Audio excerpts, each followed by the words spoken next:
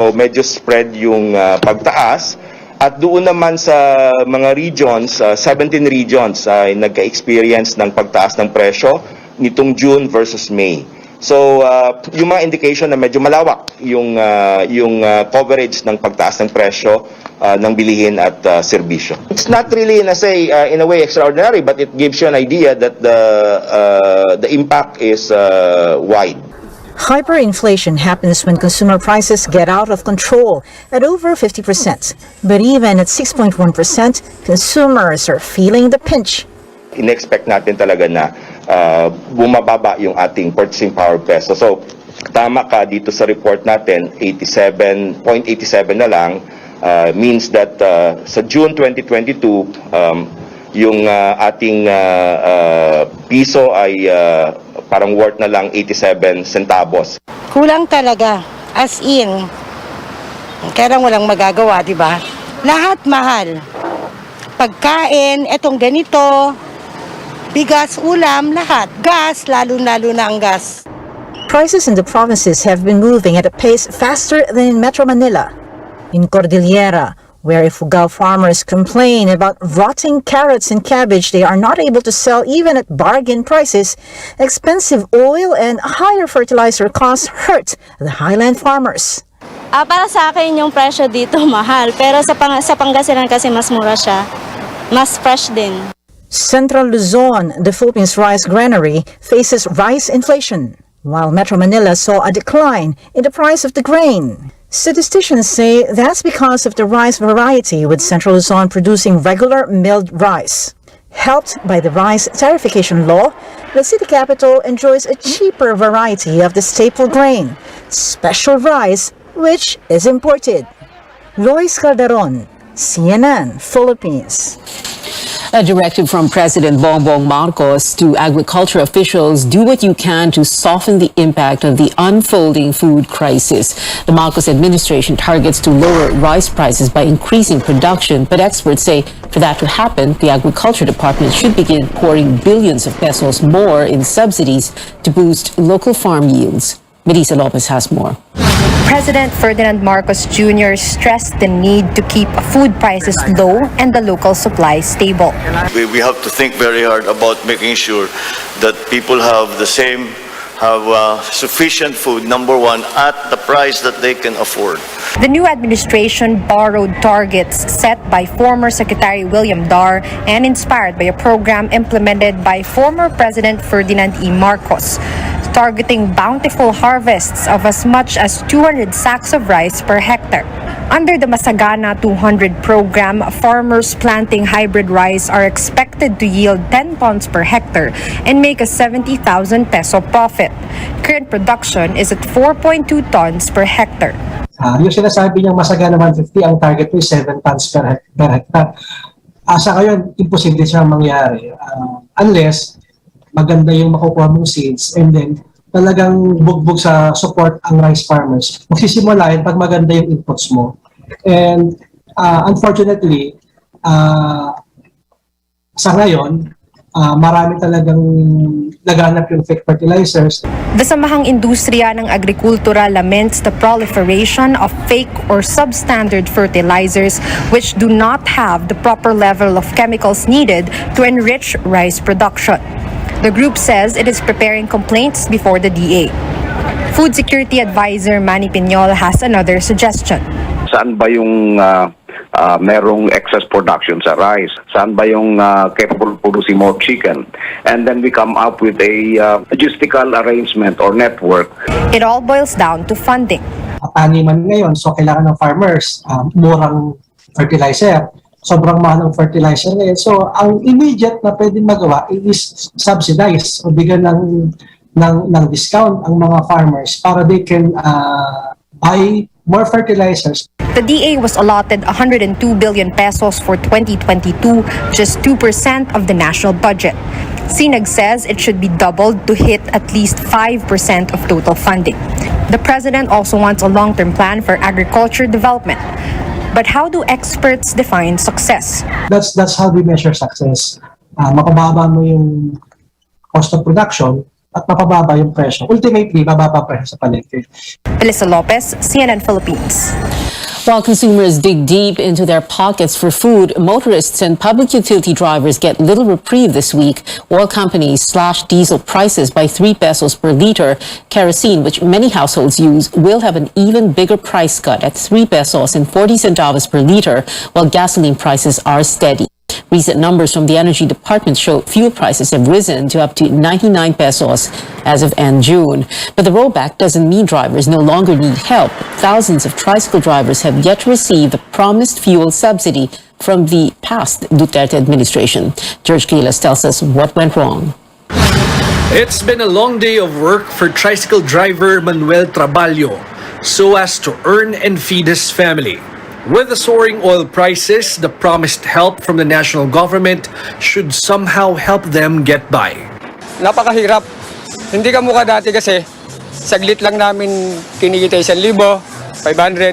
Ngayon kasi napagkahirap dahil sa pagtaas ng gasolina natin. But Traballo may have to wait a bit longer as the Land Transportation Franchising and Regulatory Board returned the list of beneficiaries to the Interior Department. LTFRB Executive Director Tina Casion says the names and mobile numbers of some tricycle drivers and operators mismatched. Mobile numbers serve as account numbers for e-wallets like GCash and Maya. This is why the Land Bank of the Philippines did not release the fuel subsidy for tricycle drivers and operators through e-wallets. In Quezon City, they submitted over 42,000 names of drivers and operators.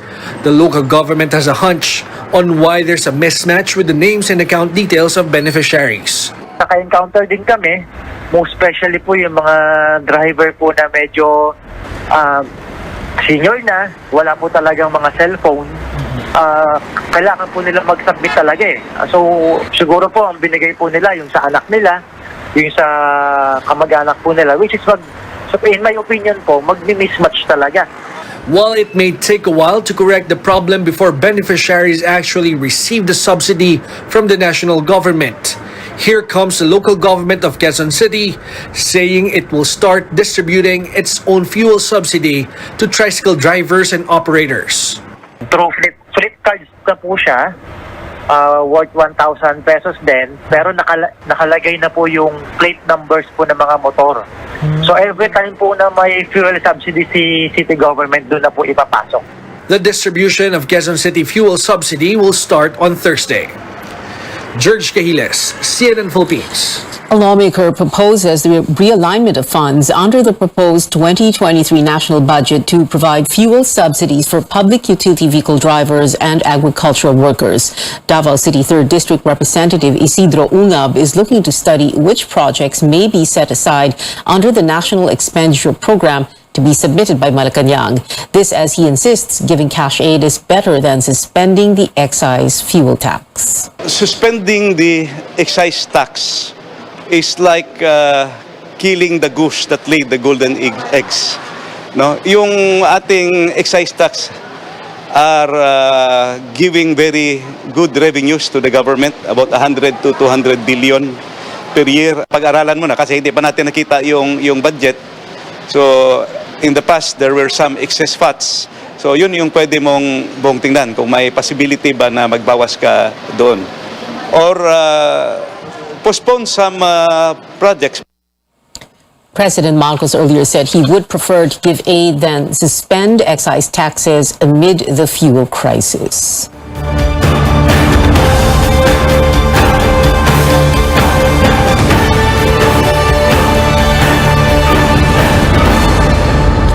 President Marcos holds his first cabinet meeting 5 days after taking office. The Marcos portfolio is still incomplete with 6 key positions waiting to be filled. Let's bring Rex Remedio live from Malacanang for the details. Rex, what is the focus of the meeting? Well, first, economy. Second, education. And third, food security. The economic team first presented an outlook of the economy. Vice President and Education Secretary Sara Duterte then gave her ideas on how will be the implementation of the full face-to-face classes will be next semester. President Marcos also gave a background on what will be his general directives to agriculture officials are to ensure food security. The president himself admitted they were not able to cover everything after they met for 4 hours. That's why he and his cabinet are planning to meet twice to thrice a week. In his first press briefing as president, he emphasized the importance of making sure there's enough food supply at affordable prices. He is concerned about rising food prices, saying that many factors are out of their control. Although he says the country has enough food supply, the chief executive says they're still preparing for possible food shortages and higher prices.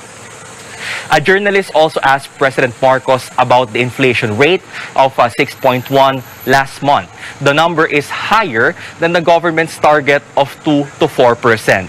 And here is his response. I think that I will have to disagree with that number. We are not that high. We have crossed our targets were less 4% or less. Unfortunately, it looks like we may cross that threshold. Tatawid tayo sa 4%. The president, meanwhile, said there's no need to import more rice and corn to stabilize prices locally. He says he wants to boost local production this planting season instead. The chief executive, however, emphasized that there's a need to import more pork and chicken. Pork because the country is short on supply due to the African swine fever. Chicken because he says local supply is not sufficient. Although we have yet to know if these measures are enough and can make it on time to temper rising food prices. Back to you, Pia. Rex, I understand the president planning to start full face-to-face classes by November. Can you tell us more about this? Well, President Marcos says that Vice President Duterte announced during the cabinet meeting that she seeks to implement the resumption of full face-to-face classes by November. And this will be the first time that full face-to-face classes will be held since the pandemic began in March 2020.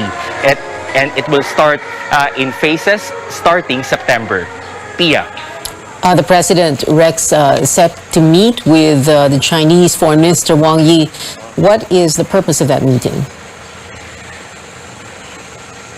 Well, President Marcos says that the purpose of the meeting is to further strengthen the ties between the Philippines and China, and that they're working to resolve the differences of two countries when it comes to the ongoing territorial disputes in the West Philippine Sea.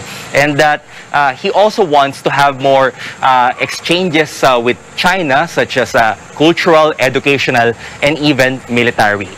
Pia. Rex and Media there giving us the latest from Malacanang. When we come back, booster vaccinations underway for healthy minors in Metro Manila. A look at the situation on the ground with Caroline Bonkin. And are we seeing another collab between Filipino singer James Reid and South Korean artists? Stay tuned to Newsnight here on CNN Philippines.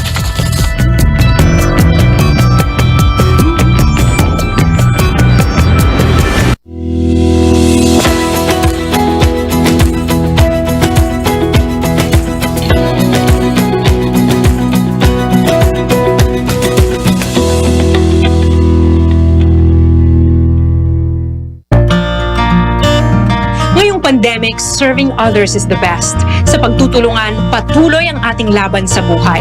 Kaya dapat always healthy. With proper diet, exercise, and MX3 coffee mix to ignite my day. Hi guys! Lagi akong focused, active, at MX Ordinary. Because the most important things in life deserve nothing less. MX3 coffee mix, my choice. Fried chicken? Timplang happy. With easy-to-cook Magnolia Chicken Templados. Iba't ibang sarap ng chicken, kaya. Anong Magnolia Chicken Templados mo? Iba't ibang easy chicken sarap. In your life, you have a So choose my Sa baling ng barkada, GSM Blue ang kasama. We choose GSM Blue. Choose my strong. Dahil ito ang GSM Blue. Ang isa pang tinutulong po kasi ng mga construction projects, bukod po doon sa mga construction sectors, once natapos na po lahat ng proyekto, it attracts investments, and more investments would mean more employment opportunities for all of us. It is one of the purposes of San Miguel Infrastructure to provide more jobs to our fellow Filipino workers through these infrastructure projects. Partnering with local contractors means supporting the Philippine workforce as a whole, since these projects, big or small, truly help and provide jobs.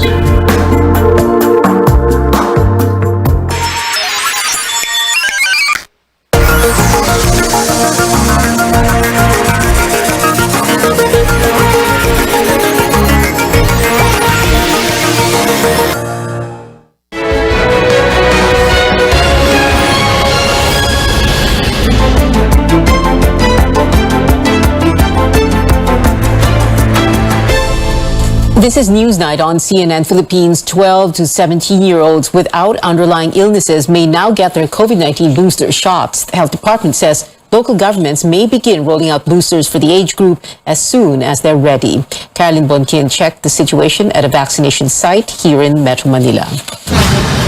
12-year-old Angela Nilo was accompanied by her mother to Don Alejandro Roses Senior High School in Quezon City on Tuesday to get her COVID-19 booster shot. She completed her first 2 doses in December. Of course, I don't only think about myself, I think about my parents, you, and the rest of the people in this country that could be put at stake. Quezon City started giving out boosters to 12 to 17-year-olds on July 1st. Walk-ins are allowed as long as they present birth certificate, parent and vaccinees IDs, and a medical certificate if one has existing illness. They should also be fully vaccinated for a minimum of 5 months. The first week of providing booster shots here is not as busy as when the kids got their first and second doses. 5 months din kasi ma'am ang interval between the primary and the second and the first booster. So it might be a factor po. Most of the vaccinees in the morning are age 5 to 11, many of them completing 2 doses. Inoculating this age group has been lagging. Of the 10.9 million target, Health Department's data show 6 million eligible children under 12 are still unvaccinated nationwide. According to some parents whose children have just completed their vaccines, they chose to wait. Hesitant po ako to do the vaccine, but then just because may nakita naman po ako na close to us na medyo okay po, parang for ano na rin po na effective naman yung vaccine. So, I decided. Pag mag-face-to-face, kailangan din fully vaccinated. Saka sasakit din. A doctor in charge of vaccination in Quezon City says she hopes the Education Department will help encourage more students to get inoculated. While not mandatory, she says being vaccinated will help protect students, especially with COVID-19 cases on the rise again. Because pag nagkaroon po ng infection within the family, lahat damay eh. So dapat yung 5 to 11 is also protected. Booster shots for adolescents in Quezon City will be given in malls beginning Thursday. Health officers are hoping this will encourage more parents and teenagers to get the additional dose. Caroline Bonquin, CNN Philippines. The COVID-19 pandemic has forced another school to close its doors for good. Kalayaan College in Quezon City is shutting down after 22 years. It says the board of directors decided to end operations because of financial losses brought by declining student population and challenges caused by the pandemic. The decision will be final after it is ratified by a majority of stockholders. Kalayaan College was founded in year 2000 by professors at the University of the Philippines, led by former UP President Jose Abueva. It is a private, non-sectarian institution committed to delivering UP quality education. In other news, the Bureau of Jail Management and Penology admits drug pushers are finding more ways to smuggle illegal drugs into their facilities. Chrissy Di Matulak reports this comes as authorities work to decongest jails. Jail facilities in the country are still congested, but figures show an improvement compared to pre-pandemic times. In an interview with CNN Philippines on Tuesday, Bureau of Jail Management and Penology spokesperson Jail Superintendent Xavier Solda said, the country's jails still face a congestion rate of 397%. According to Solda, the country currently has 476 jail facilities, 336 of which are full. The BJMP admits there is still a long way to go before most jails become decongested, but it says things are a lot better now compared to the situation in 2017. Kung titingnan natin yung datos natin sa nakalipas na 5 taon, halimbawa noong 2017, pumalo sa 612% ang nationwide congestion rate natin. At sa kasalukuyan ay 397% na lamang. Malaking factor dito yung mga bagong pasilidad na ginawa ng BJMP mula sa pondo na ibinigay from the national government. Aside from building more jails, the BJMP is also trying to put a stop to another problem, the smuggling of illegal drugs into their facilities. Sa nakalipas na 2 taon dahil nga sa pandemya at wala ng face-to-face na visitation, pinapayagan natin ang mga paabot at doon tayo nakakakita, no, iniipit sa tinapay, hinahalo sa cake, hinahalo sa ulam, no, at iba't ibang mga pamamaraan makapagpuslit lamang ng illegal na droga sa mga facilities natin. Kaya yun talaga, no, yung binabantayan ng BJMP. In his first media briefing, Interior Secretary Ben-Hur Abalos said that in his first 100 days in office, he would conduct surprise visits in jails to ensure that they are free from illegal drugs. He said he would also require inmates and jail personnel to undergo drug tests. BJMP officials said they welcomed the plans of Abalos, saying that these would help them create better policies and guidelines. They would also need assistance from local government units on how to reintegrate inmates back to communities once they have served their sentence. In the meantime, the Philippine National Police said it will intensify intelligence monitoring and take necessary steps to prevent drug syndicates from reviving their illegal trade. Chrissy Di Matulak, CNN Philippines. Senator Mig Zubiri, who is poised to become Senate President, meets with several senators led by his colleague Cynthia Villar. These senators include her son, Mark Villar, presidential sister, Amy Marcos, Bato de la Rosa, Bongo, Francis Tolentino, and Robin Padilla. Zubiri says they discussed boosting economic recovery and the education sector. Villar earlier gave way to Zubiri in the Senate presidency race. Zubiri is Senate President pro tempore, serving as officer in charge of the chamber until the 19th Congress opens on July 25th. Zubiri has committed to form a supermajority in the Senate. Global headlines now. Major shootings unfolding, beginning with the United States, where police have arrested a person of interest in the U.S. state of Illinois. The suspect was identified as Robert Primo, who opened fire from a rooftop during a 4th of July parade on Monday. At least 6 people were killed and dozens critically injured in Highland Park. In Europe, a suspect has been remanded into a psychiatric facility after killing 3 people at a shopping mall in the Danish capital, Copenhagen, over the weekend. The 22-year-old Danish man charged with manslaughter will remain in the facility for 24 days. Police said the gunman was known to psychiatric professionals. Trending stories coming up. Is there hope for another collab between James Reid and a K-pop artist? Netizens seem to think so after the star was photographed with a GOT7 member. And this one's for NGenes, or fans of the hit K-pop group ENHYPEN. Did I say that right? The comeback mini album Manifesto Day 1 is finally here. Details when we come back.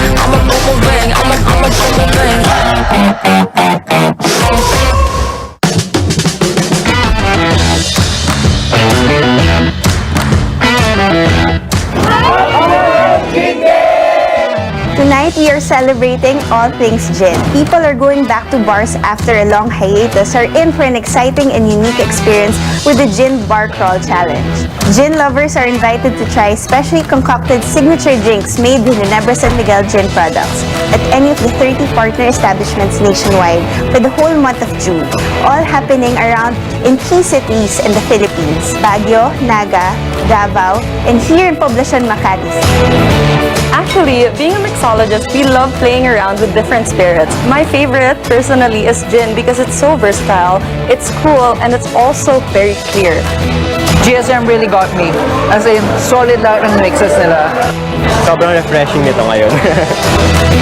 For a list of partner bars and restaurants for the Gin Crawl Challenge, just visit facebook.com/Barangay Ginebra.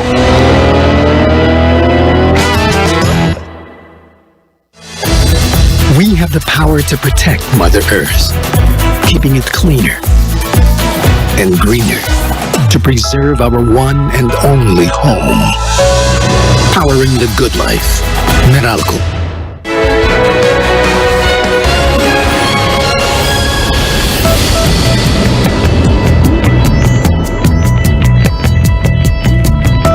Welcome back. Sports news first. The Philippine football team is off to a great start in this year's AFF Women's Championship. The Filipinas scored a phenomenal upset against world number 12 Australia last night at the Rizal Memorial Stadium in Manila. Sabrina Bolton made the breakthrough goal for the team for the 1-0 victory. But in the next game, head coach Alan Stajic hopes to see more fans in the stands.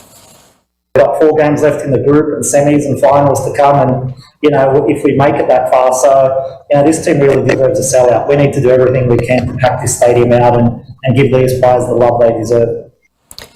The Filipinas are playing against Singapore tomorrow at 7 p.m. Netizens are speculating another K-pop collaboration from James Reid soon, with recent social media posts showing the Pinoy singer with big names in the industry, James, and actress Liza Soberano, who is now under Reid's agency Careless Music, were spotted visiting Starship Entertainment. The Korean music label launched popular groups like IVE and Monster X. A friend also posted a photograph of Reid with Bam Bam of GOT7.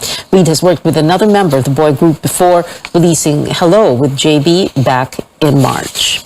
And taking over Twitter trends, a new record and music video from K-pop sensation ENHYPEN. The K-pop group dropped its 6-track mini album Manifesto Day 1 yesterday.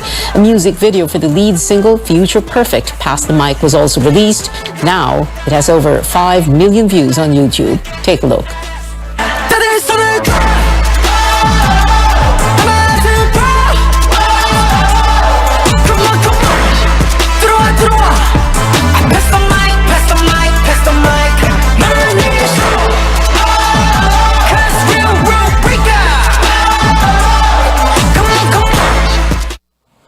In January, ENHYPEN broke the Billboard record for most tracks to make it on its Hot Trending Songs chart, with 6 titles on the list. And that is it for now. Join me again on News.ph at 7 p.m.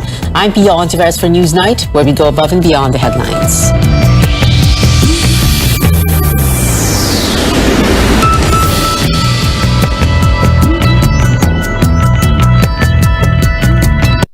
This program is brought to you by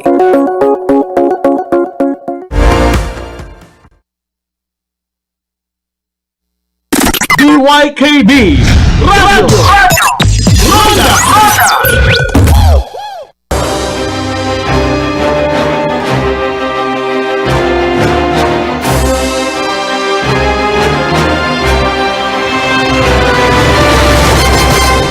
Senatorial candidate and labor lawyer Luke Espiritu goes viral after getting into a heated argument with 2 fellow contenders in a debate.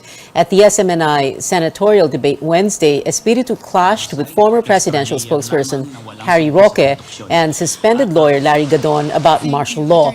But that's after Espiritu said schools should teach children about the human rights violations under the late dictator, former President Ferdinand Marcos. Let's watch this. I'll go by the record. Bakit yung isisisi kay Marcos yun? It's my time. We should not use this forum for a propaganda against the Marcoses. Binuksan mo ang usapan, wag mo akong pagbawalan. I go by the record, Amnesty International, 3,257 ang pinatay nung panahon ni Marcos. 35,000 ang mga is my time, wag kang bastos. Kung ano man ang nangyari sa nakaraan, inisa-isa ko po ang records. Wala pong kaso for human rights violation sa Amerika si Ferdinand Marcos Jr. Sa isa ko rin po ang mga kaso na decided po ng ating Philippine Supreme Court. Totoo po, co-administrators of Ferdinand Bongbong Marcos, wala pong kaso na siya mismo nagnakaw. With all due respect to Attorney Harry Roque, I know your history. You were anti-Marcos before. You were for human rights before. Your life, you spent your life against the Marcoses, you work for human rights, and now that you were given a Senate spot under the party of Bongbong Marcos, now you cry hallelujah and praise Marcos. There was nothing respectful with what you said against me. Ang katotohanan po ang pinag-uusapan, hindi po ang patay na Marcos, ang pinag-uusapan ang buhay na Marcos. Sa akin po, panagutin ang mga nagkasala, pero yung mga hindi po gumawa ng kahit anong kasalanan, wag po natin idamay sa sisi. Espiritu is on the senatorial slate of Caliotti de Guzman and Walden Bello. We now go above and beyond the headlines with the man himself, ang sabi daw di bardagulan, senatorial candidate and labor lawyer Luke Espiritu. Attorney Luke, magandang hapon sa inyo. Yes, magandang hapon. I'm sorry, magandang gabi pala, sorry. Yes, magandang gabi at sa inyo at saka sa mga viewers ninyo. Okay, so bardagulan daw. You are our, in a very long time, our first studio guest, emphasis on studio, yes. Dahil na alert level 1, no? Pero, alam mo, chinek ko yung Twitter mo so kagabi daw, mga 2,000 followers mo. I actually, I'm not sure because the Twitter is handled by my team. Okay. But of course, in consultation with me. Okay, FYI, 17,800. As of 10 minutes ago. I heard, Oo, pero ang kailangan mo, hindi Twitter followers, kundi boto. Tama?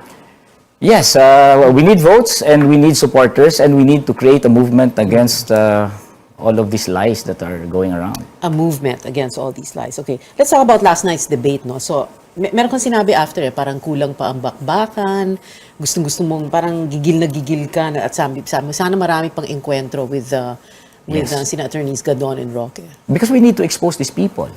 They are peddling lies about this chapter in our nation's history, which is the darkest chapter.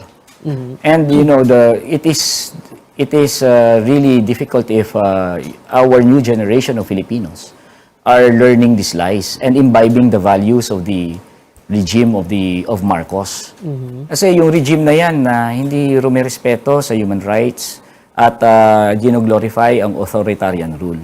And if we have that as values, kawawa naman ang ating lipunan. You didn't mince any words last night, no? Like as we showed, wag kang bastos, and then you're telling Harry na, you're singing hallelujah to the Marcoses now. Ano to, Attorney Luke? Parang nothing to lose, just dish it all out. It was not intended, although I think it's bound to happen. If you put the three of us in a room, it's bound to happen that we're going to argue. But it was never intended. I was triggered by the comment of Larry Gadon to a question about juvenile or children in conflict with the law. And he inserted a comment about priests teaching children about the evils of the Marcos regime. So it was a debate. And if it was a debate, you should be ready to refute that point. To do a rebuttal. And I was doing that when he interrupted me. Kung hindi niya ako in-interrupt, hindi naman ganun ka acrimonious ang exchange. But he did So I had to stand my ground. And then Harry Roque came to his defense and I also have to answer Harry Roque. So that's what happened. If he did not insert that comment, I would just have answered the questions that were thrown to us by the panel. Okay. Meron ka ring sinabi kagabi, no? Medyo nakaka-nervous kasi when someone, politiko, kandidato, or lawmaker, the minute you say, with all due respect, parang hindi totoo Parang bardagulan na talaga. That's what we do in court because for me, our training as lawyers, if we may argue and then heatedly, but then after that we call ourselves pañero, and that's actually how we address each other with all due respect. That's genuine. Because I'm not against you personally. That's our training as Yeah. lawyers. But you are against what they say. What they represent. What they represent. And we could have a heated argument, but later on, we could call ourselves Panyero, no problem. Okay. Let's talk very briefly about your background. So you went to, well, you're born in Bacolod, so you went to school, the first few years of grade school in Bacolod. Yes. And then lumipat kayo dito na Manila, La Salle Grade School, Ateneo High School, Ateneo College, Ateneo Law school. Law School. Yes. No? And then, so college 97, 2002. Law school. Law school. Yes. Okay. Talk to us about that first. And, you know, because syempre people are wondering, no, parang you seem to have had a privileged upbringing. Those are the words that were used on social media. And it's not hindi naman siya, it's not criticism of you. It's an observation. Parang privileged upbringing, privileged background. And then you end up here as a labor lawyer. Tell us what happened. Actually, my life is a contradiction. Okay, we were not wealthy. My father was also a lawyer, but he has to raise 7 children. Wow. He was okay. a lawyer. 7. You are 7 number children. what? I'm the youngest. Ah, okay. And hindi naman kami ganun kayaman. Professional lang ang tatay ko. At ang mga kaibigan ko ay simula pa nung bata ako ay yung mga kapitbahay namin sa kanto. And tapos naging religious pa ako, naging katikista. Therefore, talagang ang nakakasalamuha ko talaga ay yung mga nasa underprivileged ng ating lipunan. And you talk to anyone who knows me, hindi ako privileged. At talagang masang-masa ang aking lifestyle. Oo. In fact, matatawa sila pag sinabi niyong privileged ako. Doon lang ako nag-Amerikana sa SMNIA. Ganon. Okay. Yes, but if you really knew me and saw me on the street, talagang masa, napagkakamalan nga ako Kahit lawyer na, napagkakamalan tayong marami na, taxi driver, taga-ayos ng aircon. No one will say na elite ako. And that contradiction is what really contributed to what I'm doing right now. Because although my father is a lawyer, then that also qualifies us as middle class. Therefore, I could afford, or my father could afford to send me to Ateneo. Pero yung kultura ko naman masa, manggagawa naman, ang nakakasalamuha ko masa at manggagawa. Therefore, fusing the two, then my intellectual development will only lead me towards the workers. So when you were in school, for example, Ateneo College, I went to Ateneo also, so you would hang out where? And then with who? What were your school orgs? My friends were scholars in the Ateneo. Okay. Because the Ateneo, even from sa high school until college, maraming scholars yan Yun ang mga kaibigan ko. Yung mga binigyan ng free tuition sa Ateneo, and they were deserving students from the public schools. So you would see kung ano yung aking kultura. Kultura ko talaga masa. And then in the Ateneo, wala namang aktivismo at the time. But I was born in the Marcos era. So I was politicized at the time. My father was involved in a case, extrajudicial killing in Kabangkalan, Mayor Pablo Sola. That was a case What do you where involved in a case? he prosecuted the landlord who was accused of killing the tenant farmers in Kabangkalan. And when growing up, those are the things that you see, you hear. And the priests in Bacolod were all activist priests. So I was pretty much politicized even when I was young. Pero walang aktivismo nung college ako until kasi bumagsak yung Soviet Union at the time. It was a time na medyo humihina ang aktivismo sa mga schools. So until law school yan. And then the Gloria Arroyo became president, and I could not accept that. And then that was the time na I was reaching out to different groups until I was so-called discovered by San Lakas. Discovered. Yes. Yeah. But you could have, like, as a lawyer, you could have gone corporate. You were with, what is it? IBM? Chavez Miranda Aseoche, the law firm founded by former Solicitor General Frank Chavez. Okay. Yes. I joined them in 2004 until 2008, and the reason why I left was because I told Frank Chavez when I was alive, I'm going to join the revolution. Yes, and which revolution? which one? 2008. Well, that was just a matter of speaking, but I'm going to join the mass movement which will be So, fighting kumbaga for dun talaga yung puso mo na you wanted to be on the labor front lines and picket lines, ganun. Yes, at heart, I'm an activist. Okay. What is it? We're going to have to take a quick break. Do we need to take a break right now? Yeah. Okay, wala na tayong break. Dire-diretso na tayo. Sige. Okay, I also brought up yung Ateneo background mo kasi nag-com arts ka, no? Communication arts. Yes. And earlier, before the show, I was asking you, com arts? Why would you take com arts? And then biglang nag-abogado. And you said, it was just a pre-law course. Yeah, it was pre-law. I was not really into it. So I just, my aim is really to become a lawyer. It was a random choice in the Ateneo. I just wanted to breeze through college so that I will have a pre-law degree. And then I'll proceed to law school.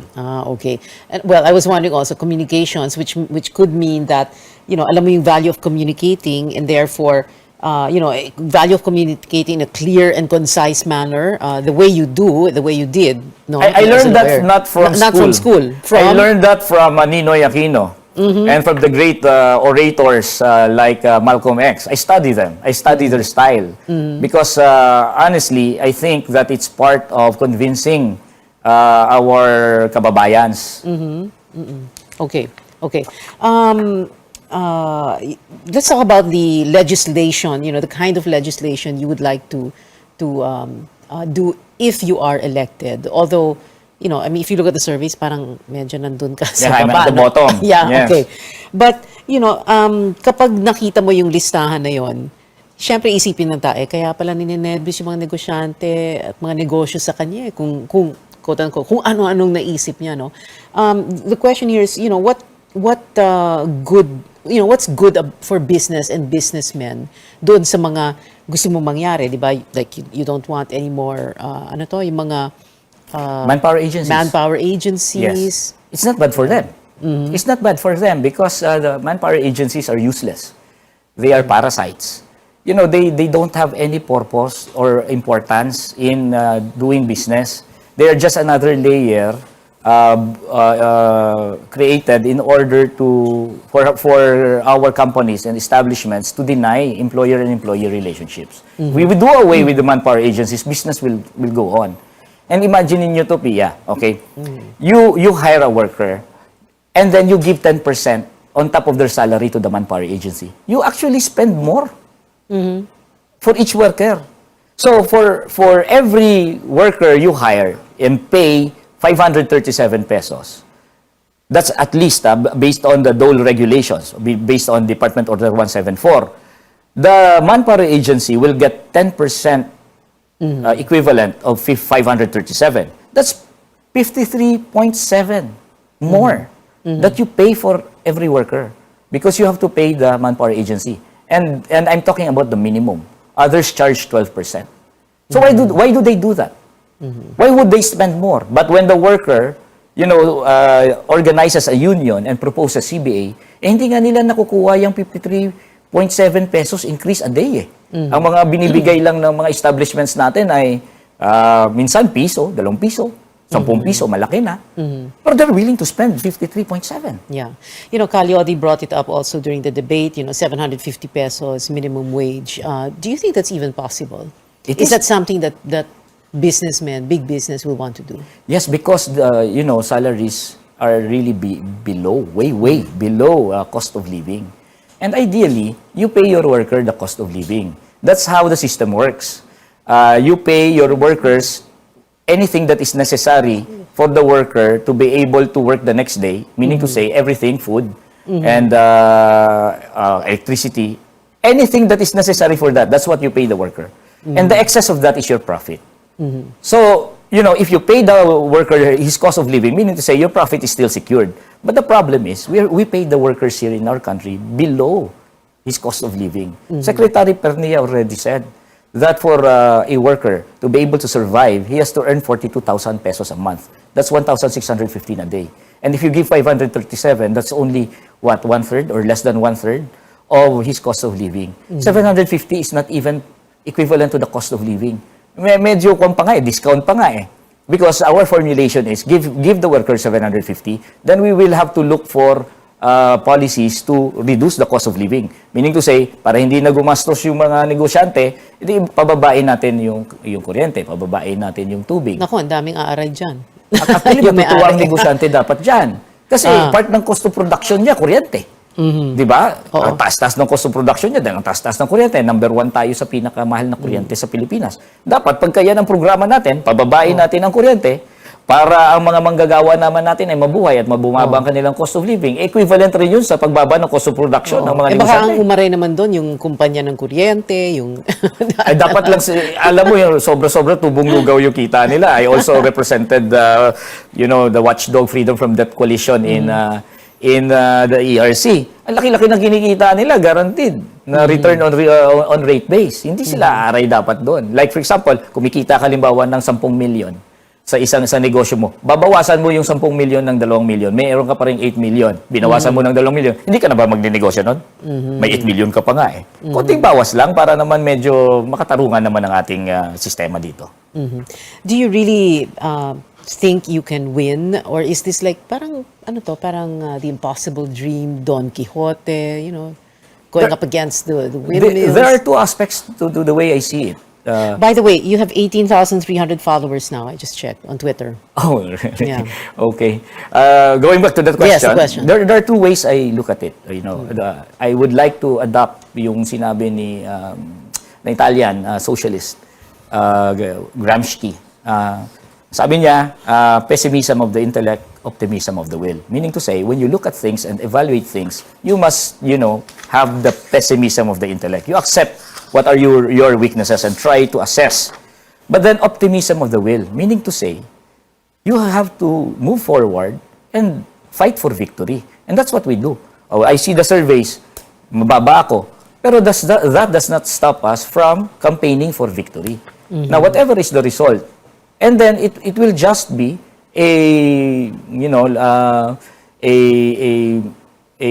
step for us for further victory. We will never stop until we win.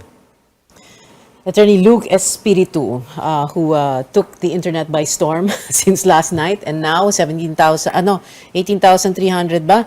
18,300 followers on Twitter. Thank you so much for being with us. Maraming salamat. Maraming salamat. This Sunday, yet no other candidate seeking a Senate seat. 3 former officials of the Duterte administration will take part in our 7th CNN Philippines Senatorial Forum. Former Presidential Anti-Corruption Commission Chairman Greco Belgica, former Chief Presidential Legal Counsel Salvador Panelo, and former presidential spokesperson Harry Roque will answer issues facing the nation. Watch them side by side as they bear their platforms and stances on various matters. That's happening.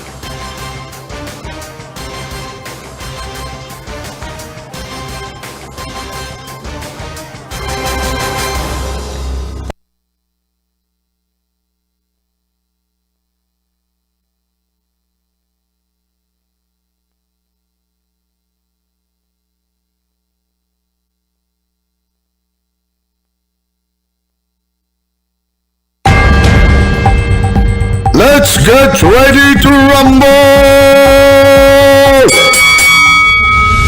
DYKB Radio Ronda